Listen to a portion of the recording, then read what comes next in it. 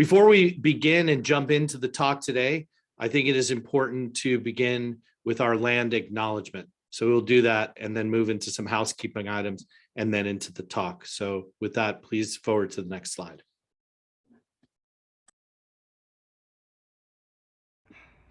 While we gather at San Jose State University, we are gathered on the ethnohistoric tribal territory of Tiatmen Ohlone, who were direct ancestors of the lineages enrolled in the Muwekma Ohlone tribe, and who were missionized into Mission Santa Clara, San Jose, and Dolores, the lands on which San Jose State University is established and continues to be of significance to the Muwekma Ohlone tribe.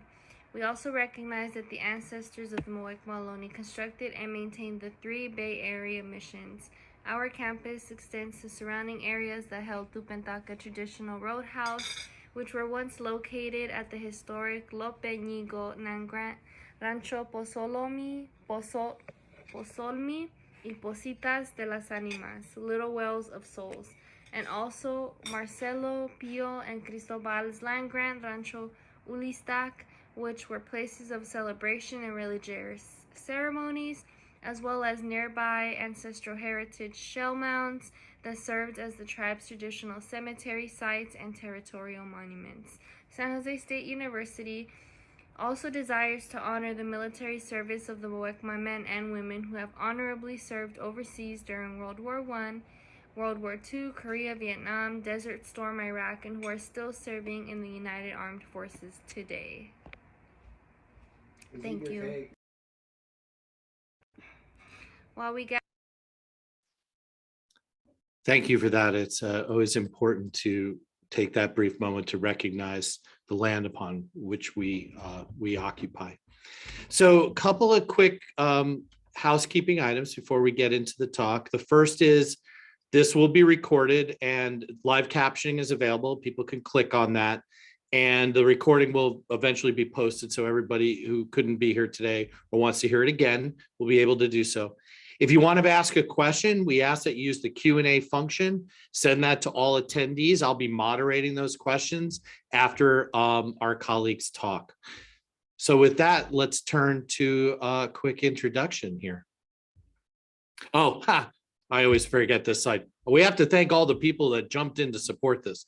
Obviously, the Provost's office, the library, the Department of Communicative Disorders and Sciences, from which our colleague comes today, the Spartan Bookstore, as well as the Division of Research and Innovation.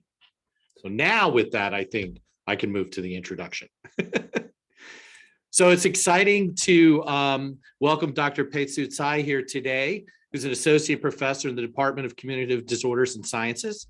She has PhD and MA in Hearing and Speech Science from the University of Maryland with a focus, a certificate in neuroscience and cognitive science.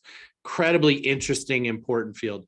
She has a real amazing wealth of experience doing a lot of different research, has numbers of certificates and licenses tied into her work, and she teaches across the gamut of courses related to her topic, including language and articulation, voice disorders, and so forth. She's published widely in journals such as the Journal of Voice, the Journal of Fluency Disorders, the Journal of Speech, Hearing, and Speech, Language, and Hearing Research, among many others. And it would take a long time, I think, to go through her entire CV.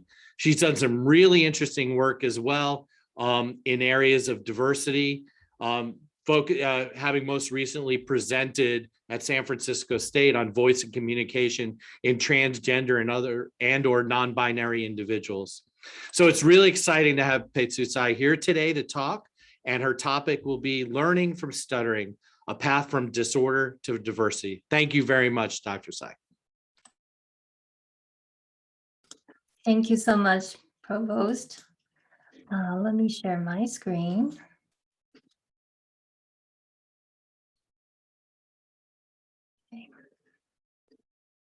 All right, is the screen showing? Yeah, okay. I am very grateful for this opportunity to share my work and passion about stuttering, having been doing research in this area for years and working as a speech language pathologist and supervising this clinical work in the area and working with people who stutter, and also as a parent of a child who stutters. So while I was putting together this presentation, I am trying to present different lenses toward stuttering while wearing these different hats. So let's take a look at today's topic. So I will walk you through some facts and myths about stuttering and exploring this stuttering as a disorder, and also how it may or may not lead to disability.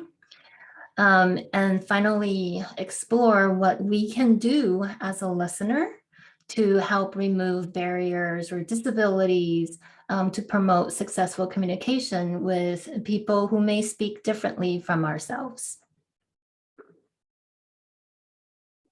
All right, so around the world, regardless of culture, race, or ethnicity, there are about 1% of individuals who stutter. And to put this into perspective, here at SJSU, since we have more than 30,000 students, that would bring us to having more than 300 students who stutter on this campus.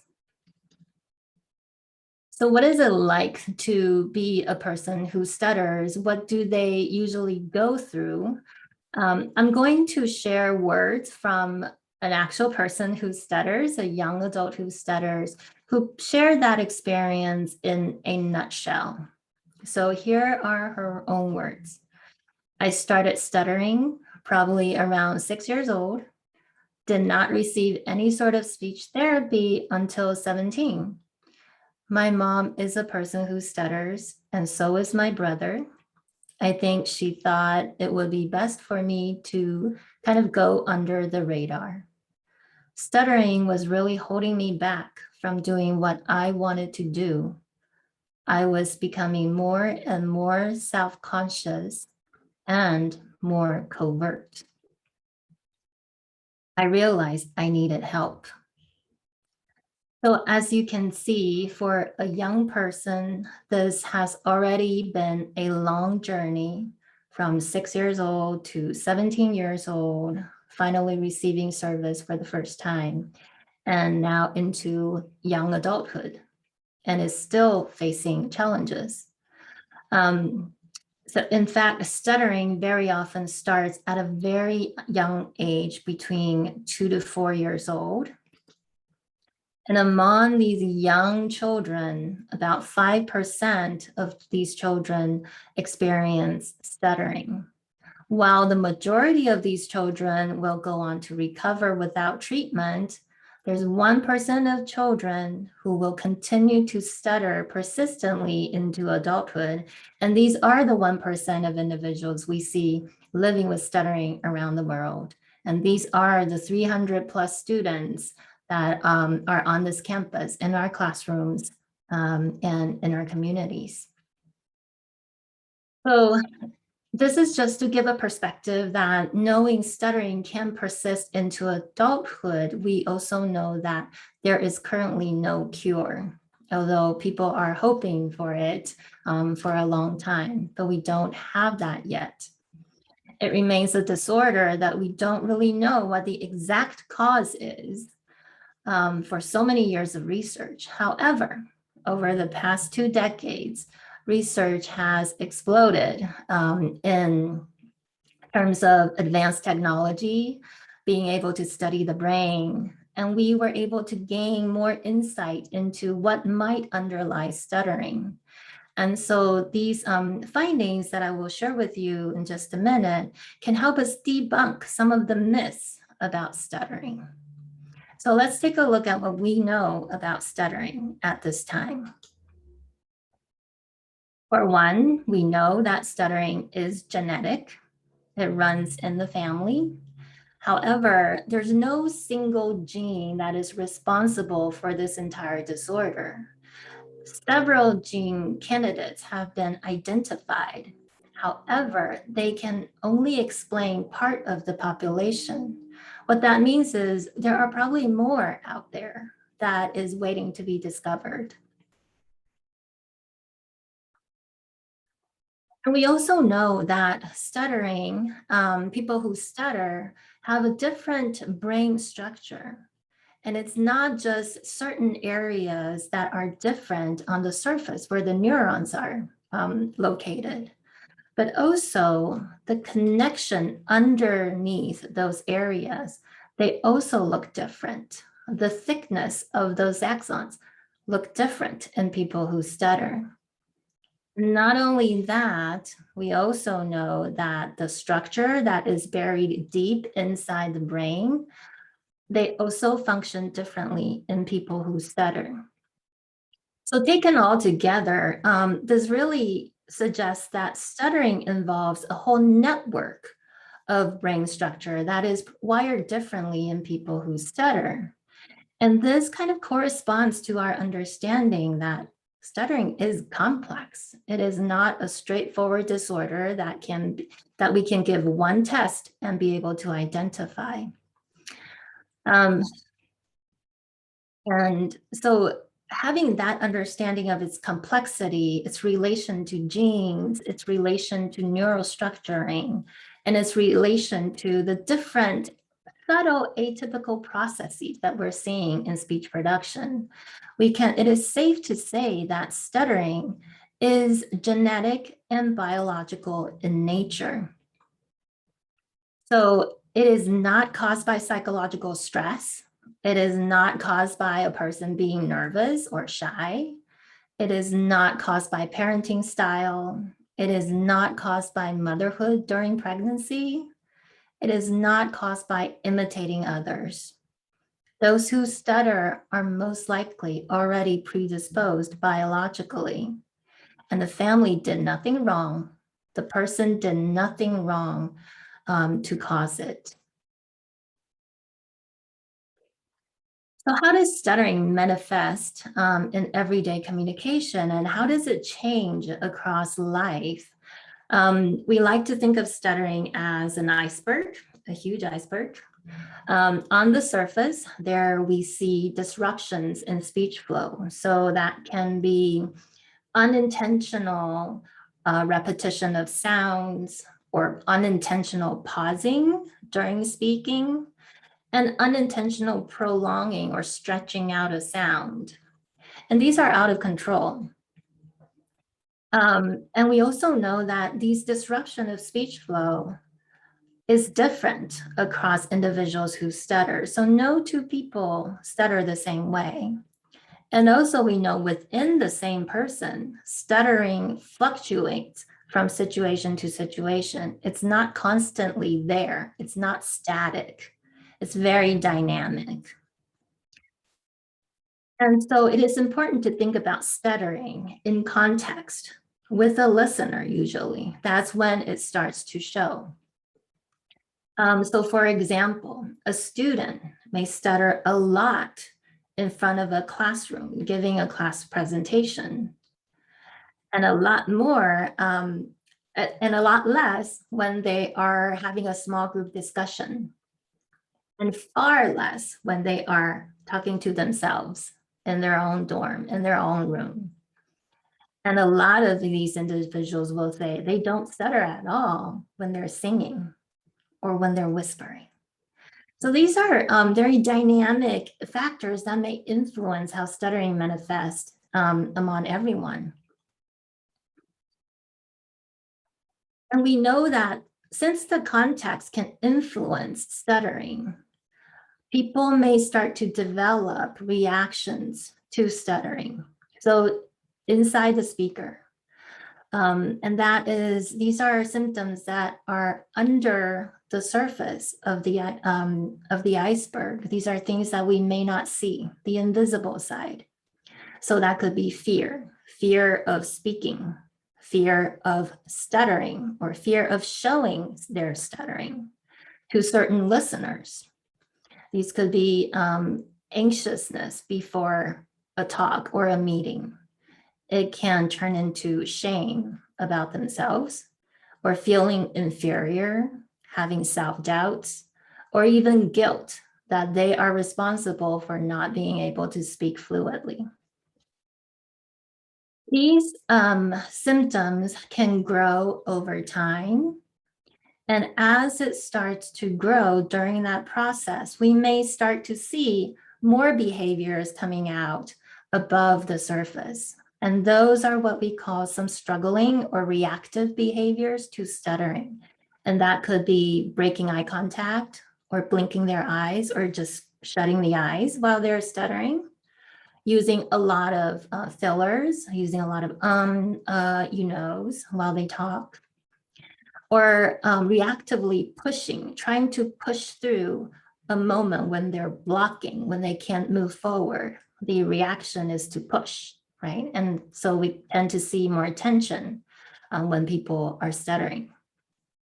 And then others could be like head jerking or lips tremoring, finger snapping even, or foot tapping, all of these. And again, everyone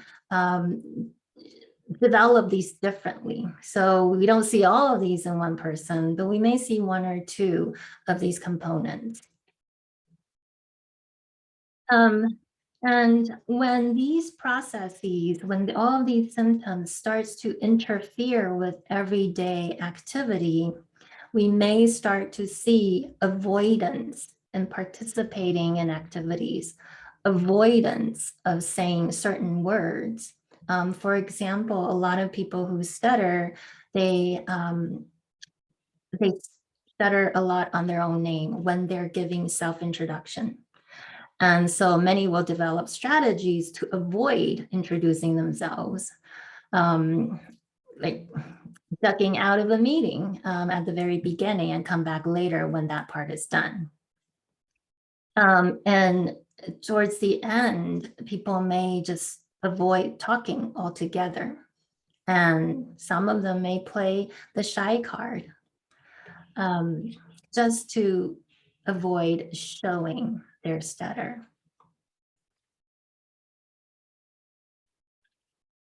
Okay. So how does stuttering impact a person's life? That can be explored at two levels, at the individual level and also at the societal level.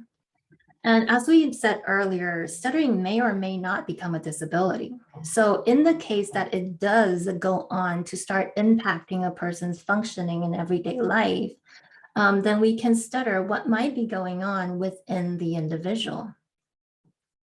We like to examine the nature of stuttering, how it is functioning, how does it start, and becomes a challenge to continue for the person to continue to speak. And having that research, those research findings can help us better design therapy that can address those challenges more effectively. So this is a traditional medical model of disability that is thinking the disorder is fully responsible for all the challenges. And it is within the speaker that we can work on therapy to kind of solve those challenges. However, there's another view or perspective here about disability that is a person's reaction to stuttering and struggle and eventually withdrawing from participating or speaking. It may not be originated within that person to begin with. It could be the person who had a negative experience with a negative listener reaction. So the idea is that the challenges may be created by the outside, by the society, by the social attitudes or negative attitudes towards people who stutter. And so the social model of disability focuses more on educating the public, raising awareness about the disorder. And more commonly nowadays, people start to view the disorder not as a disorder, but as part of the diversity in our society. And so that brings out some emerging themes in the field nowadays, that is stuttering pride.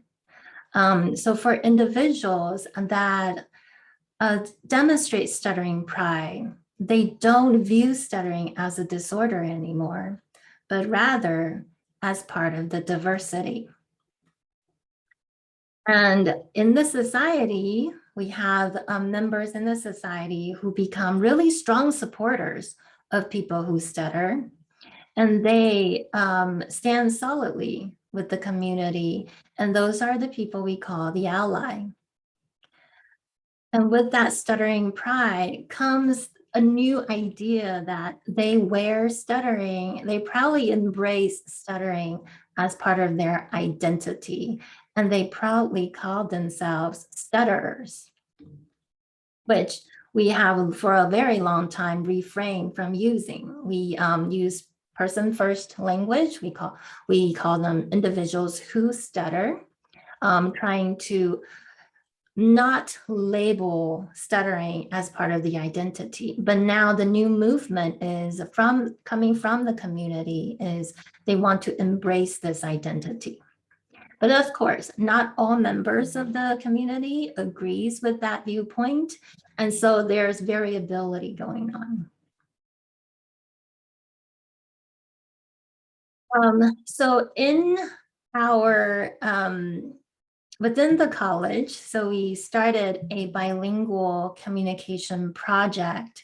And this project has several purposes. For one, the research purpose is to have a better understanding of stuttering as a disorder and have a better understanding of what stuttering or disfluency is like across diverse speakers. And the main reason is that right now, a big challenge in practice is that a lot of the guidelines, the diagnostic guidelines, are developed based on monolingual speakers.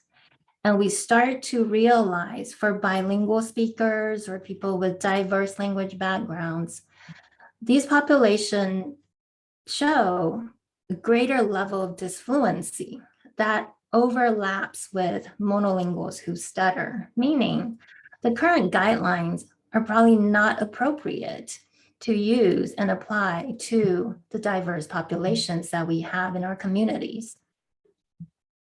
And so we are, and so this project is to want to explore and redefine disfluency, the normality of disfluency across diverse populations, in order to develop more evidence-based diagnosis guidelines for clinicians working with diverse populations. And we also want to make sure that clinicians are not overgeneralizing the concept that, oh, bilinguals are more disfluent, and then lead to underdiagnosis of stuttering if stuttering is actually there in the bilingual speaker.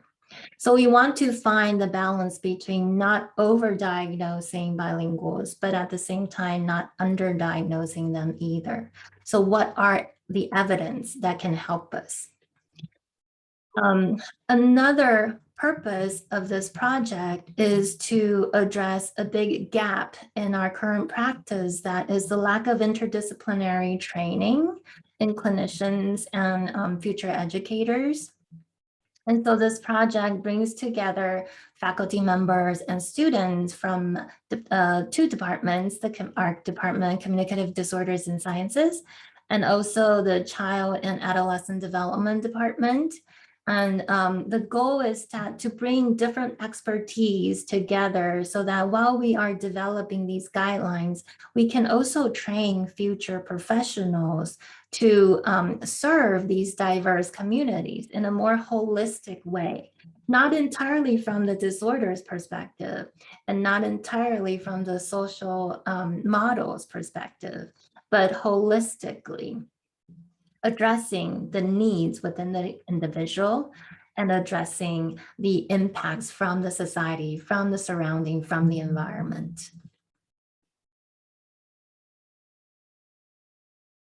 Okay.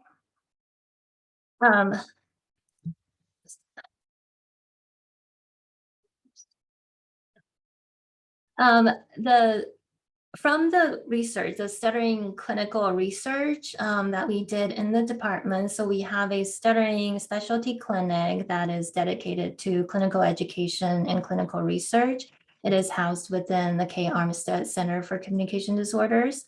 There we explored several components in terms of therapy that can provide service more holistically. So we started implementing client-centered approach, utilizing more counseling, more motivational interviews, so that we can align what the client and the families, what they want, what their desired outcomes are, and align them with their personal values.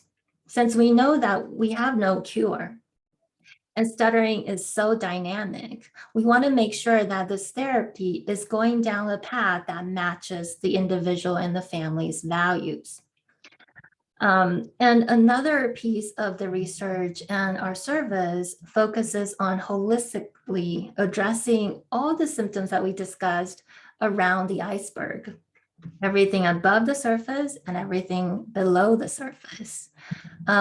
We looked at, while we focus on fluency-oriented treatment versus more emotional or attitude-focused treatment, and how that influences the treatment outcomes.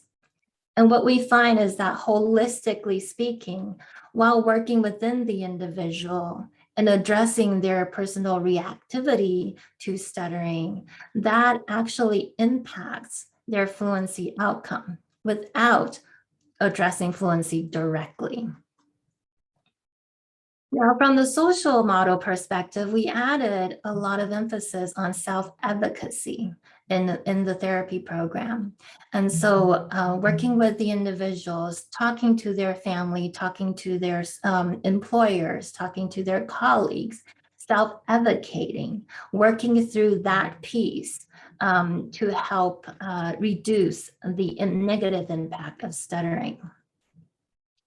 We also offered a summer camp for children who stutter, and we experimented, no, we played. There was a lot of playing going on, but we experimented, again, different approaches to addressing how stuttering is affecting these students' life. And we have looked into stuttering-focused summer camp. And most recently, we looked at interdisciplinary communication-focused summer camp. That is a camp that does not address stuttering as the main focus, but more about communication. And with that, we also looked into the component or the impact of having family or caregiver workshops, how that affect the outcome.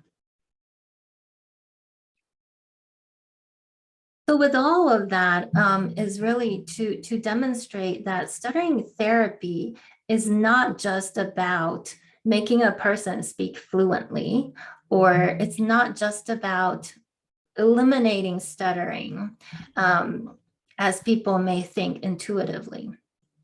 It is a very complex and dynamic process that I want to share with you another excerpt from an individual who stutters, using her own words to give an example of what the process looks like. So here it goes. The speech language pathologist was actually the first one who ever told me that it was okay to stutter. And that, I think, was like the biggest thing. My whole life, I thought it wasn't okay, just because it was something not everyone does. Once I was told it was okay, that was like a huge load off my back, and everything else got easier. So these words highlight how dynamic the disability can be and how therapy can take different routes to address them. The visible and invisible disability that we can see in the iceberg, it can be huge under the surface. And that could be a huge barrier for the individual. Now, And with therapy, by taking care of things under the surface, that may expose more above the surface. They may start to stutter more, show more of the behavioral symptoms. And paradoxically, that might be a positive thing for some of these individuals. Now, therapy does not end there. Now, depending on the individual's personal value and personal goals, they may now have more resources to address what's above and tackle the challenges that they face because of the stuttering.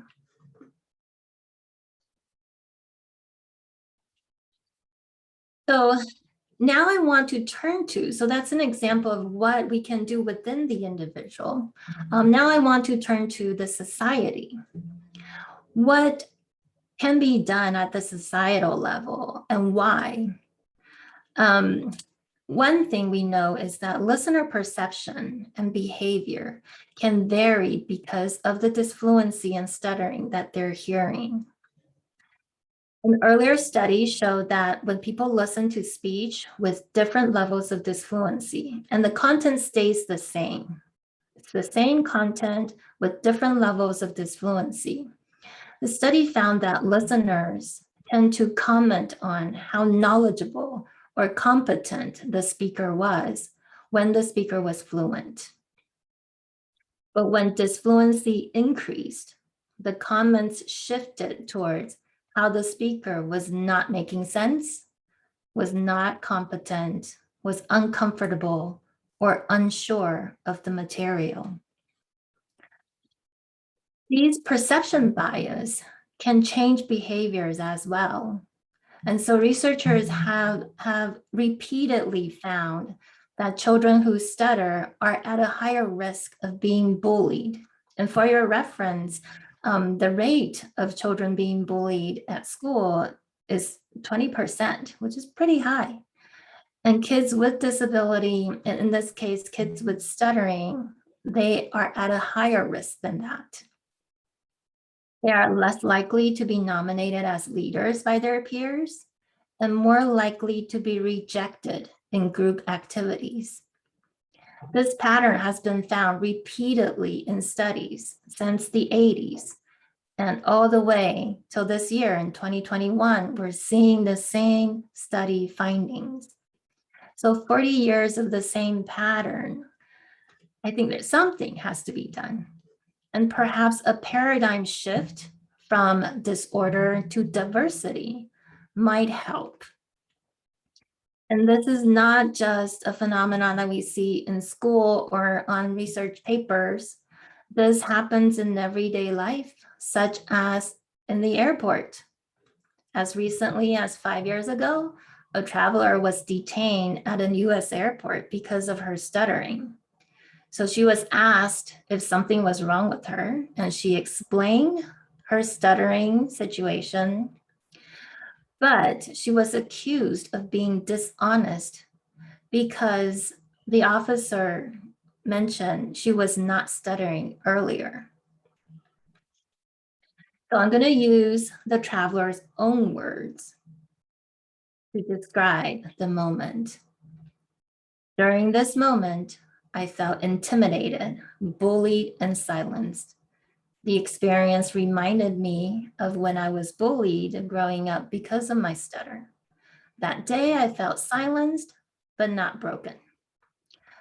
Tsai went on to become a strong advocate for people who stutter and worked with nonprofit organizations to develop an I Stutter card that people can take with them. And in a situation like this, they can pull out and educate others about what stuttering is, and that they are not nervous, they are not guilty of anything, and they are not being dishonest.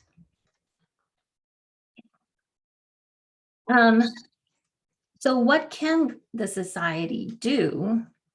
For one, I think the society or the listeners can expand on the understanding of stuttering, learn more about stuttering, knowing that stuttering can fluctuate from situation to situation. It's not constant. And we can also work on identifying personal biases related to dysfluencies, or actually any speech pattern. It can go from accent, voice quality, pitch. How are we generating judgments based on these without us knowing? So a bias check. And when we notice there might be bias, we can stay curious, ask questions before letting it drive our actions and behaviors. So biases can be, this person is so shy, this person is nervous, the person is not well prepared, this person is not confident or competent, right? When we notice these thoughts, step back and ask questions before jumping into conclusion. Now, finally, with that bias check, we can start to work on expanding our acceptance of dysfluency among diverse speakers. From bilingual research, we know that people are more dysfluent, and the normality of dysfluency may be broader than we previously know. So as we work on expanding that understanding, the society can also work on expanding the acceptance. And hopefully one day we can go from accepting to appreciating the contribution and the content brought up by diverse speakers.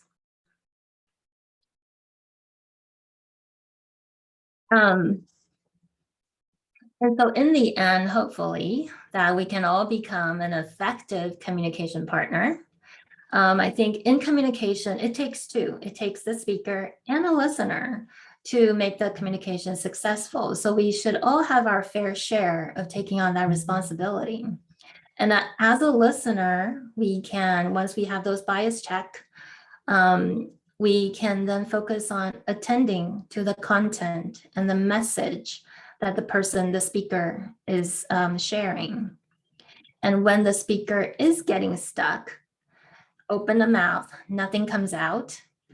We can exercise some patience, provide longer wait time, and importantly, hold off on using humor or joking to fill those silent moments. Because the words, they will find their way out. We just need to be patient. We don't need to over accommodate. We don't need to be sympathetic of the person. We just need to have more patience. So jokes like, what, cat got your tongue? What, you can't remember your own name? Are all too frequently encountered by people who stutter. So let's exercise our non-judgmental listening when talking to people that may not speak the same way as we do. So when Melanie from the Provost office sent me the date of this presentation, which is today, October 20th, I was thrilled. Just 2 days from today is the International Stuttering Awareness Day. What could be a better time to have this presentation? And I am hopeful that with greater awareness and understanding about stuttering, we can together reduce the social barriers for speakers with diverse backgrounds, differently abled, and those who speak and communicate differently from ourselves. So I'm going to use this opportunity to invite you to identify one action that you can take to help educate others about stuttering, or to practice our own non-judgmental listening skill. So take one action this week to celebrate the International Stuttering Awareness Day. With that, I want to acknowledge my wonderful collaborators on the work that I presented today. The Laurie College of Education Bilingual Communication Project team. We have faculty member from Lyle Westerman from CDNS and Dr. Janet Bang from CHAT. and our wonderful undergraduate and graduate research assistants from both departments. And also we have several external collaborators across the world we are working with to further explore fluency and stuttering in different populations. So Dr. Li Shen from Hong Kong and Dr. Vincent J from Taiwan. A lot of this work has been supported by grants from the university and Laurie College of Education. I am very, very grateful for the support from the wonderful colleagues in the university. And so I want to thank you for joining me through this talk, learning about the facts and myths of stuttering, exploring how stuttering may or may not become a disability, and exploring disability at the individual level and at the societal level, and exploring how we can knock down some barriers for people who stutter by checking on our own biases and embracing diversity. So thank you very much, and I would happily take questions. All right. That was fantastic. I have a whole, I did this to Ryan Scanella. I have a whole bunch of questions. He said, if you write them down and send them to me, then I'll answer them. So I'll try to resist jumping in too much, but we have a number of questions from your colleagues. So, so there was one that came up interestingly about your thoughts on therapy. So someone writes, I'm curious your thoughts about insisting on therapy for a teenager who's been through various treatments over the years, who's resistant to sticking with the therapy, insisting that they really don't care about their stutter. So, how, given your talk and everything, how do we approach this question? It's a really interesting one. Yeah, earlier years, I would say it's okay to take a break from therapy. And it's okay, especially for teenagers, if they have been in therapy for years and years and years, they know all the tricks and strategies, and they don't want to be there. They're not going to benefit as much. However, I think recently, as I reflect more on personal values, I think before we make the recommendation of, hey, go ahead, take a break, I'm here if you are ready. I think we should take some time to have a good conversation with those young, I want to say young adults, but teenagers, about their personal values, where they want to go from here and what they have accomplished so far. So having that clarified, and then we can make the appropriate recommendation of, is this a valuable thing to do, of taking a break from therapy at this point in life? Or if we continue on with therapy, what would they like to focus on? What matters to them?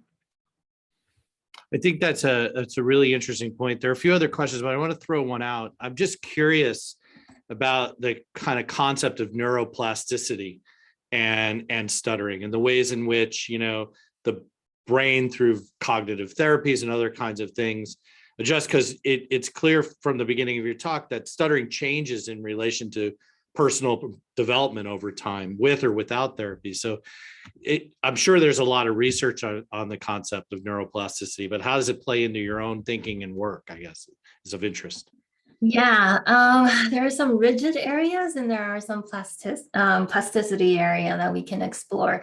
If we're talking about children, what neuroscience have found, the findings suggest is that children who stutter versus children who recovered from stuttering versus children who continue to stutter into adulthood, they actually show different trajectories in neurodevelopment.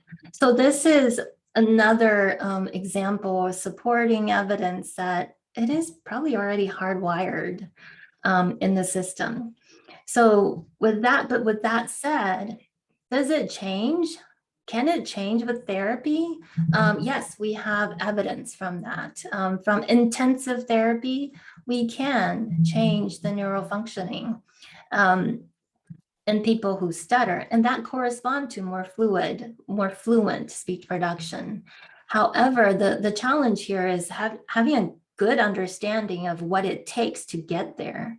Are people willing to put in that effort and the amount of practice to get there? Because a lot of those studies are based on intensive treatment, 5 to 8 hours a day, every day for 10 days.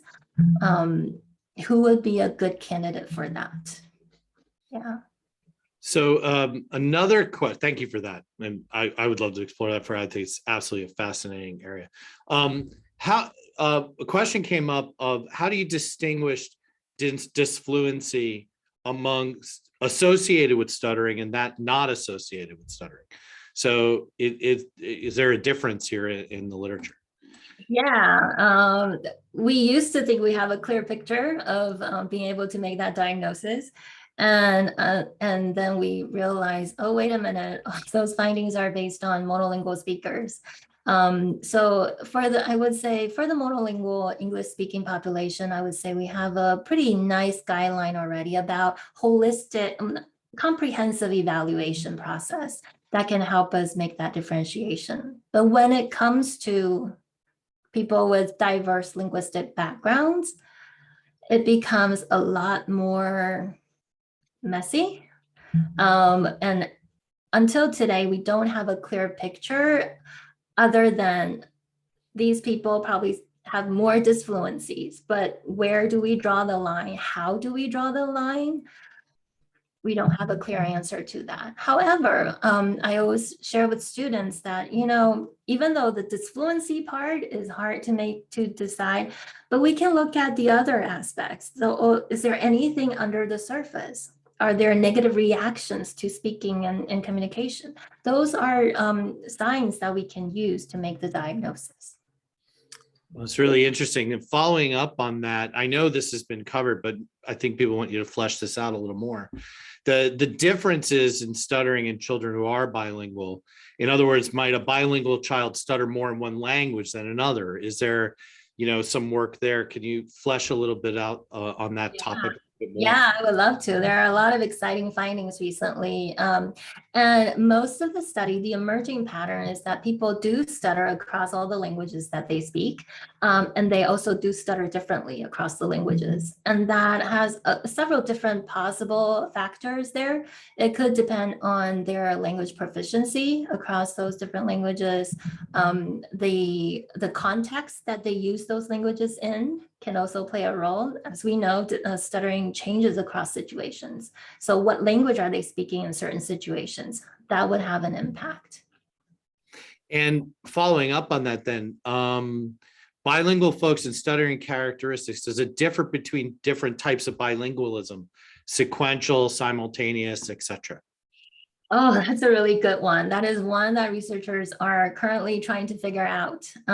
We have inconsistent findings, or scarce findings. There's really not enough research to say, here's the emerging pattern, but we have studies finding, simultaneous bilinguals, that their stuttering pattern doesn't seem to be the same as sequential bilinguals. And thinking about language proficiency, language use, dominance, there is a difference already inherited in that sequential versus simultaneous bilingualism.